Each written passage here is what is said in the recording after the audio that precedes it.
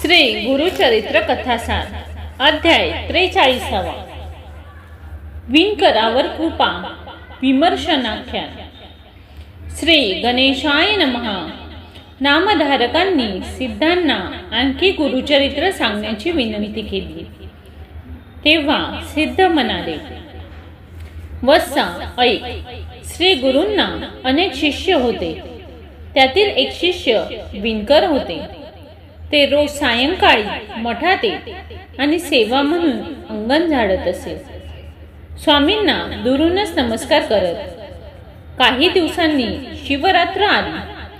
अनेक लोक यात्रेला निघाले. त्या विणकरांचे आई वडीलही निघाले. अरे तू यात्रेला चल ना. शिवरात्रीला शिव दर्शन घेण्याने खूप पुण्य लागते. लोक त्याला आग्रह करू लागले. त्यावर ते म्हणाले, तुम्ही कुठे जाणार आहात?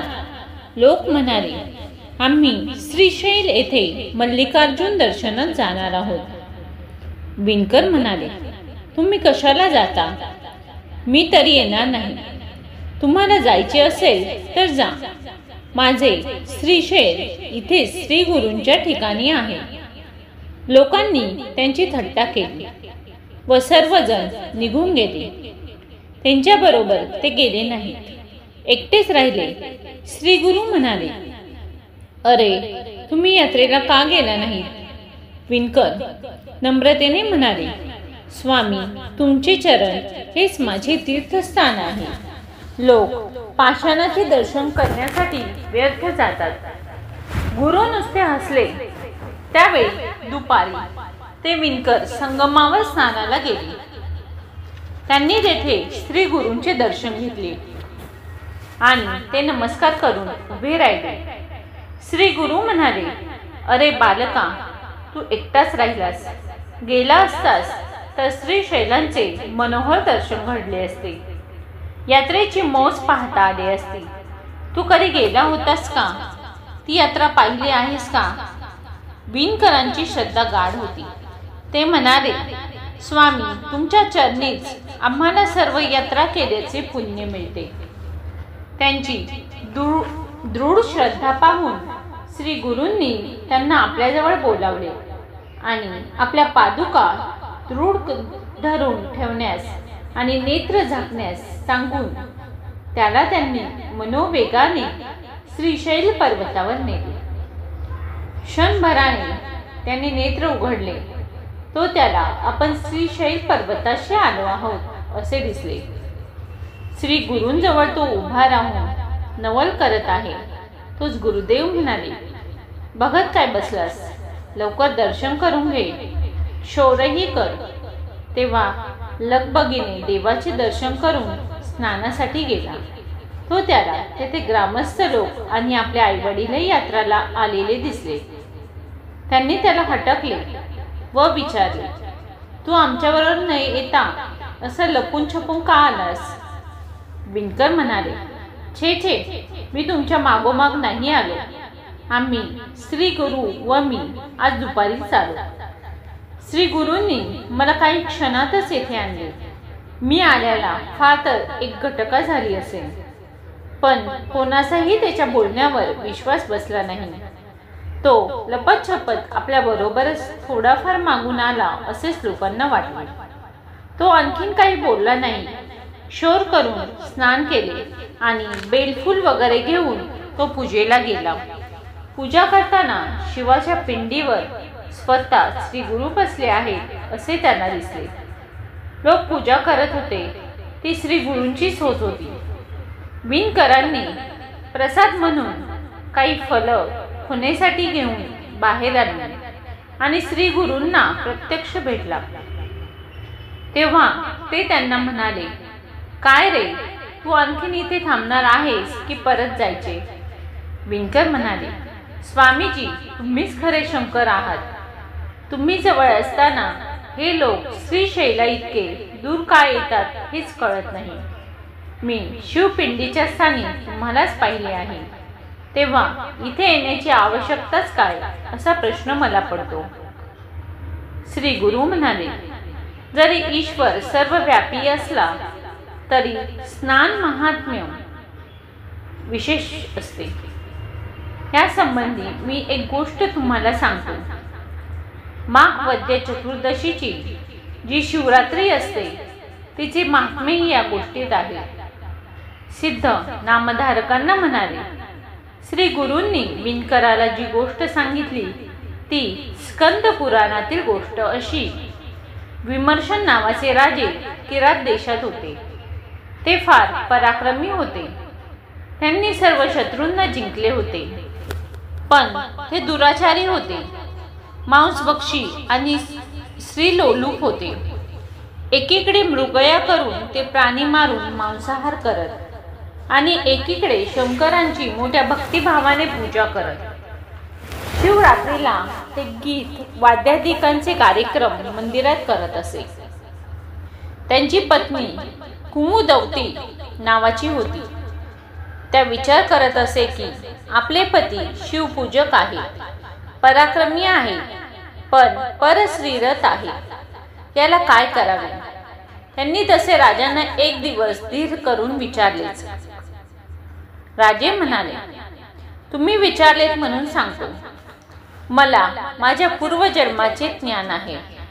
मी पूर्वी पंपानगरीत श्वान म्हणून जन्म घेतला होता। तेथे एक शंकरांचे मंदिर होते। लोक तेथे पूजा करायला गेले असता एके दिवशी मीही त्यांच्यासारखाच इकडे तिकडे गेले। काहीतरी खायला मिळेल म्हणून मी तिथे घुटमळत होतो। लोक आरती करत होते, पिंडीला अर्धी पाऊण प्रदक्षिणा करत होते। मी मंदिराच्या द्वारात होतो। मला पाहताच लोक मला मारायला धावले। मी देवळाच्या अंगणात पळत होतो। लोक धोंडे घेऊन मारत होते। मी भराभर पळत राहिलो। त्यातच एकदम मंदिरात शिरलो। तेथे शिवपूजा झालेली मी पाहिली। मला लोकांनी शस्त्राने मारले, पण मरण्यापूर्वी मला शिवदर्शन झाले होते। प्रदक्षिणा घडल्या होत्या आणि त्या दिवशी पुढचा उपवासही घडला होता। त्यामुळे या जन्मी मला पूर्वजन्माचे ज्ञान झाले। आता मी दुराचारी का आहे, कारण माझ्या स्वभावात कुत्र्याच्या स्वभावाचा अंश आहे। त्याची जशी सर्वत्र वासना असते तशीच माझी वासना अनिर्बंध आहे। पतीकडून असे स्पष्टीकरण मिळाले तेव्हा कुमुदवतींना स्वतःच्या पूर्वजन्माबद्दल जिज्ञासा उत्पन्न झाली। तसेच पुढचे जन्म कसे कसे येतील तेही तिने विचारले। तेव्हा विमर्शन म्हणाले, पूर्वजन्मी तू एक कपोती होतीस। घारीने पाठलाग केला तेव्हा तुला श्रीशैल पर्वताभोवती उडत असताना शंकरांना प्रदक्षिणा घडल्या। घारीने तुला मारले। शिव प्रदक्षिणा घडल्याने तुला राणीचा जन्म मिळाला आहे। इथून पुढे आपण वारंवार पती पत्नी म्हणून विविध ठिकाणी एकत्र जीवन घालवू। कसे ते ऐक। या पुढच्या जन्मात मी सिंध देशात राजा होईल। तू संजय देशातील राजाची कन्या म्हणून जन्म घेऊन पुढे माझा आणि तुझा विवाह होईल। तिसऱ्या जन्मात मी सौराष्ट्रात राजा होईल। तू कलिग राजकन्या म्हणून जन्म पावून पुढे माझी पत्नी होशील। चौथ्या जन्मात मी गंगाधर देशात तर तू मगध देशात जन्म घेशील आणि मी राजा आणि तू माझी पत्नी होशील। पाचव्या जन्मात मी अवंतीचा राजा असेन आणि तू दाशार्य कुळात जन्म पावून माझ्याशी विवाह करशील। सहाव्या जन्मात मी अनंत देशाचा राजा आणि तू ययाती वंशात कन्या होऊन पुन्हा आपण पती पत्नी होऊ। आणि सातव्या जन्मात मी पांड्य राजा होईल। मी फार सुंदर असेल, ज्ञानी, तेजस्वी असेल, माझे नाव पद्मवर्ण असेल। तू विदर्भ देशाची राजकन्या होऊन तू ही अत्यंत लावण्यवती होशील। तुझे नाव वसुमती असेल। मी सर्व पुरुषार्थ पूर्ण प्राप्त करून वृद्धपणी पुत्राला राजावर बसवून संन्यास घेईन आणि अगस्त्य ऋषींजवळ ब्रह्मज्ञानोपदेश प्राप्त करेन। माझा अंतकाळ होईल तेव्हा तू आणि मी पुण्याईने श्रेष्ठ अशा स्वर्गात जाऊ। श्री गुरु म्हणाले, विणकरा, या कथेत तुम्हाला असे दिसेल की कपोती आणि श्वान या योनीतही श्री पर्वताची प्रदक्षिणा, येथे शिवदर्शन आणि उपवास घडला तरी तेवढ्याने त्या जीवांना पुढे 7 जन्म राजवैभव भोगायला मिळाले आणि त्यांची उत्क्रांती होत होत त्यांना स्वर्ग प्राप्ती झाली. जरी ईश्वर सर्वत्र असला तरी स्थानाचे महात्म्य अलौकिक असते. म्हणूनच हे सर्व लोक घर सोडून इथे यात्रेला येतात. हे अगदी उचित आहे. तुम्हाला मी उपदेश देत आहे की तुम्ही पण गाणगापुरात राहताना भीमातीरी जे कल्लेश्वर म्हणून शंकराचे स्थान आहे तेथे शिवपूजा करत जा. शिवरात्रीचा उपवास करा. तरीही विणकर म्हणाले, स्वामी, तुम्ही माझे चित्त गुरुभक्तीकडून विचलित का करता? सर्व काही तुम्हीच माझे शिवशंकर आहात. त्यावर श्री गुरु म्हणाले, तुम्हाला परत गाणगापुरात जायचे आहे ना? मग माझ्या पादुका घट्ट हातात धरा आणि नेत्र झाकून घ्या. त्यांनी तसे करताच श्री गुरूंनी त्यांना गगनमार्गे सूक्ष्म रूपाने वेगाने गाणगापुरास परत आणले. मग विणकरांना मठात जायला सांगून स्वतः ते संगमावर गेले. गाणगापुरातील लोक आणि शिष्य आपले श्री गुरु कोठे गेले म्हणून शोधत होते. त्यांना ते संगमावर दिसले. मठात विणकर आले तोवर सायंकाळ झाली होती. त्यांनी क्षौर केले होते. ते पाहून इतर लोक त्यांना विचारू लागले, अरे, तू दुपारी इथे होतास, एवढ्यात कुठे गेलास आणि क्षौर करून कुठून आलास? त्याने प्रांजलपणे सांगितले, मी श्री गुरूंबरोबर श्रीशैल येथे शंकराच्या यात्रेला गेलो होतो. तेथे क्षौर केले, स्नान केले, प्रसाद म्हणून दवना आणि अंगारा आणला आहे. लोकांना फारच आश्चर्य वाटले. त्याचे बोलणे काही जणांना खरे वाटले, कारण त्यांना स्वामीच्या सामर्थ्याबद्दल खात्री होती.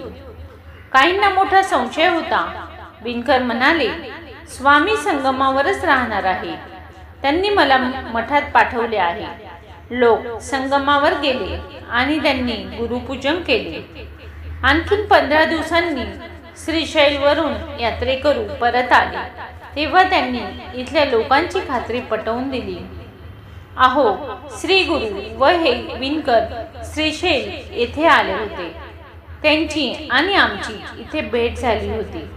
तेव्हा सर्वांना श्री गुरु कृपेचा महिमा आणि त्याचे सामर्थ्य यांची पुन्हा एकदा प्रचिती आली आणि फारच कौतुक आणि आनंद वाटला. सिद्ध नामधारक यांचा अशा प्रकारे संवाद चालला होता. नामधारक शिष्यांना आणखीन कथा ऐकण्याची उत्कंठा वाटत होती. पुढील अध्यायात आणखीन एक गोष्ट आहे, ती आपण पुढील अध्यायात पाहूया. 43वा अध्याय समाप्त. व्हिडिओ आवडल्यास लाईक करा, सबस्क्राईब करा. धन्यवाद.